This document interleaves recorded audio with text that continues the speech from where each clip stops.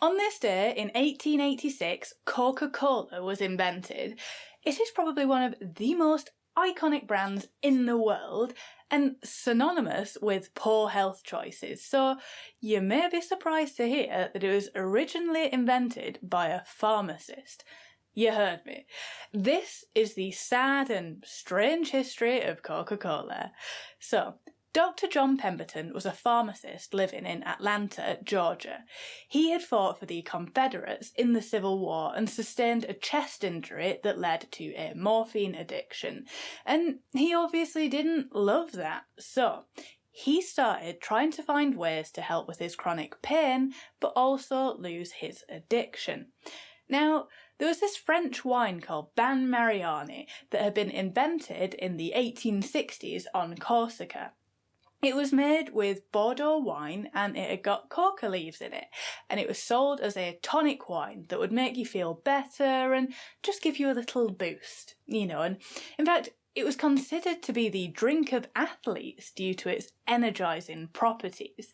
And yeah, of course it gave you a little boost. There was 300 mg of cocaine per litre, mixed in wine. And it sounds crazy now that we've got actual medicine, but at the time, alcohol and cocaine were used in medicine quite a lot. See, we did not have much medicine to be working with. In fact, doctors were still prescribing booze in the 1920s. So, Dr. Pemberton saw Vin Mariani and he figured that he'd try and create something that was a bit like that. So the first iteration of Coca-Cola was called Dr. Tuggle's Compound Syrup of Globe Flour.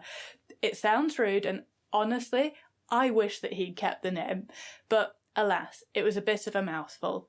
That's what she said. Also, one of the active ingredients in it was buttonbush, which also sounds rude and is toxic, so he stopped making that. He then moved on and made Pemberton's French wine coca, which was basically Vin Mariani. The only problem was that in the mid to late 1800s, the temperance movement started taking off in the US and in the UK as well. See, the Industrial Revolution meant that people were living short, hard lives in unbearable living conditions, and their only relief was to get absolutely shit-faced and then go home and make their families' lives shorter and harder. And, alcohol has been drunk a lot throughout history. Do not get me wrong. It was literally safer than the filthy water available most of the time. But booze was getting stronger, and people were still drinking the same amount, and this was a problem for antisocial behaviour. So stricter laws on alcohol led to drinks manufacturers producing cordials and syrup drinks instead. And this is the reason why we have got Vimto, for example, and, Coca-Cola. So Coca-Cola was named after the coca leaves and the cola nut that were used in its production, although the company do maintain that the name is fanciful and that cocaine was never used in the production of the drink. It was entirely legal at the time, so it would have been okay for it to be in there, but whatever. And it wasn't sold as medicine, as is popularly believed, but it was a fountain soda sold at Jacob's Pharmacy. Nevertheless, people did consider it to be a brain tonic though, and it was used for all sorts of ailments like fatigue, dyspepsia, constipation, sexual dysfunction, headaches, and it calmed nerves apparently. But the big question, did it help Dr. Pemberton with his morphine addiction? Sadly not.